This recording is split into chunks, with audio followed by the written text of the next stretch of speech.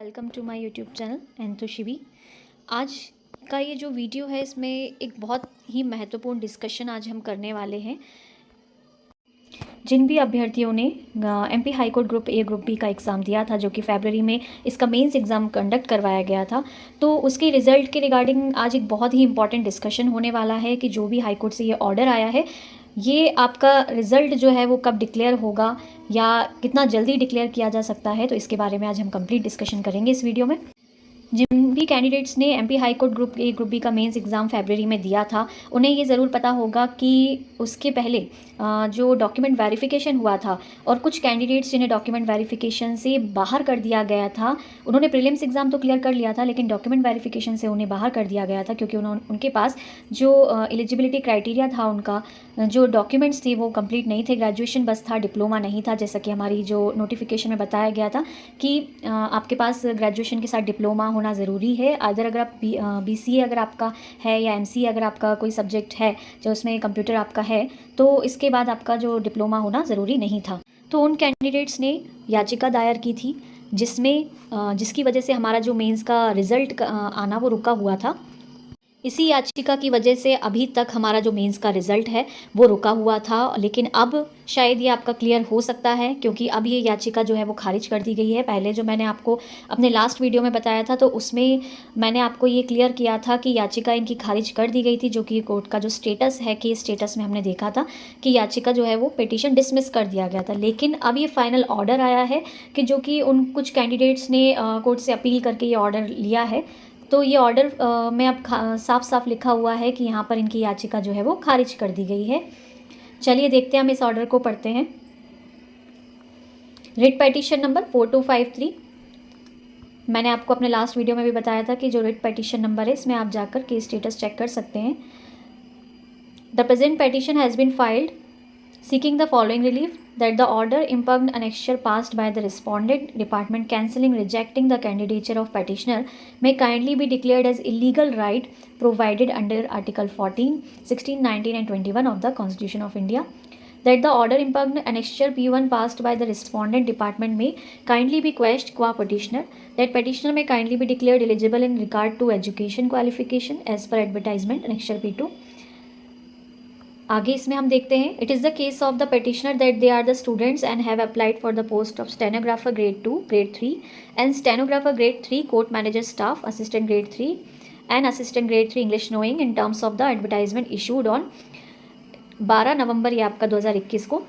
The petitioner are having they fulfill the educational qualification criteria as required under the advertisement. The advertisement was floated by the respondent for the recruitment of the post of stenographer grade 2, grade 3, wherein education qualification is provided under part A clause 2, whereby or इसमें बताया गया है आपका कि जो notification release हुआ था उसमें जब एलिजिबिलिटी क्राइटेरिया जो दिया हुआ था आपका, इसमें आपका 1 year computer diploma is required as per notice be in place of 1 year computer diploma degree of BSc computer science along with other degrees. तो हमने उसमें देखा था कि या तो आपके पास कोई ग्रेजुएशन और प्लस कंप्यूटर डिप्लोमा होना रिक्वायर्ड है, पीसीटी होना कंपलसरी है, या फिर अगर आपके पास बीसीए, एमसीए या फिर कोई भी ऐसा डिग्री जिसमें आपका कंप्यूटर से रिलेटेड है, लाइक बीसीए और एमसीए अगर आपके पास है या फिर आपने बीईआईटी से किया हुआ है, then you are eligible for the required post. The petitioner participated in the main examination and they successfully qualified the same. After verification of the documents,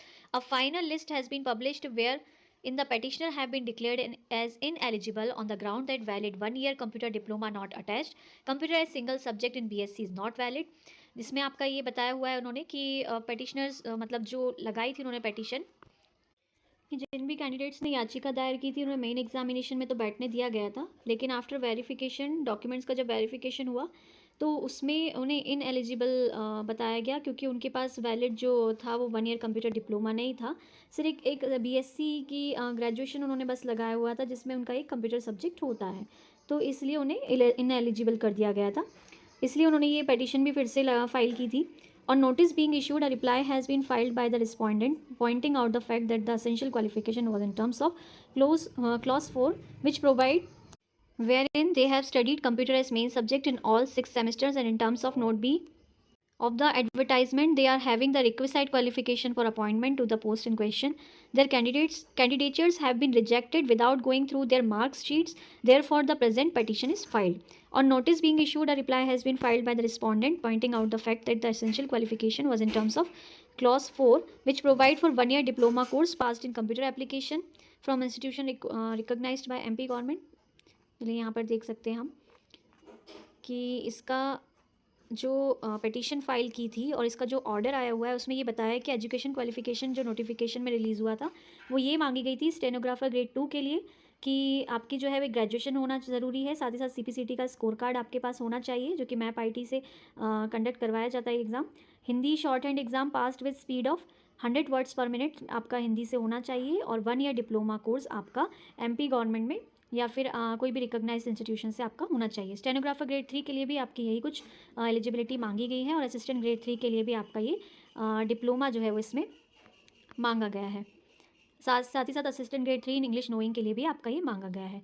तो इस वजह से इनकी जो पिटीशन है वो डिसमिस कर दी गई थी और अब जो फाइनल ऑर्डर आया है उसमें भी यही बताया गया है कि अगर आपका नोटिफिकेशन रिलीज़ हुआ था और उसमें जो एलिजिबिलिटी आपकी जो रिक्वायर्ड डॉक्यूमेंट्स मांगे गए थे अगर वो उन्होंने अटैच नहीं किए तो उससे उनका क्या हुआ कि जो कैंडिडेचर है वो रिजेक्ट कर दिया गया. तो फाइनली जो इनकी पिटीशन जो इन्होंने लगाई थी वो इन कैंडिडेट्स की रिजेक्ट कर दी गई है और अब ये फाइनल ऑर्डर ही हमारा आ चुका है. तो इसके बाद अब आपका जो एग्ज़ाम मेंस एग्ज़ाम है वो डिले नहीं होगा. अब जल्द से जल्द आपका रिज़ल्ट जो है वो मेंस एग्ज़ाम का वो अनाउंस कर दिया जाएगा विद इन मे बी आपका ये क्या 2 दिन में अब तो रिज़ल्ट आ ही जाना चाहिए क्योंकि जो मेन आपका रीज़न था वो रीज़न यही था.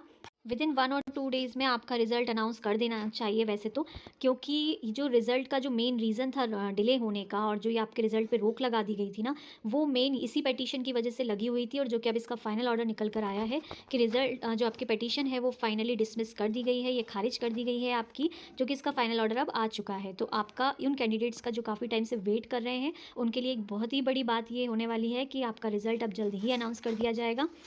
क्योंकि अब अभ्यर्थी काफ़ी ज़्यादा परेशान है और वो कमेंट्स में भी लगातार कहते रहते हैं कि मैम अभी रिज़ल्ट फाइनली कब आएगा. तो फाइनली आपकी जो 25 अगस्त की अब हियरिंग होनी है लेकिन उस हियरिंग से आपका रिज़ल्ट नहीं रुका हुआ है. उस हियरिंग में अब आपका रिज़ल्ट डिक्लेयर कर दिया जाएगा और अगर वो मे भी हो सकता है कि वो रिज़ल्ट जो हियरिंग है वो 25 अगस्त को ना होकर अब 1 या 2 दिन में ही आपका रिज़ल्ट अनाउंस कर दिया जाए. तो अब ये अभ्यर्थी आप बिल्कुल परेशान ना हो, जिन्होंने भी एग्ज़ाम दिया है आपका रिज़ल्ट अनाउंस होगा.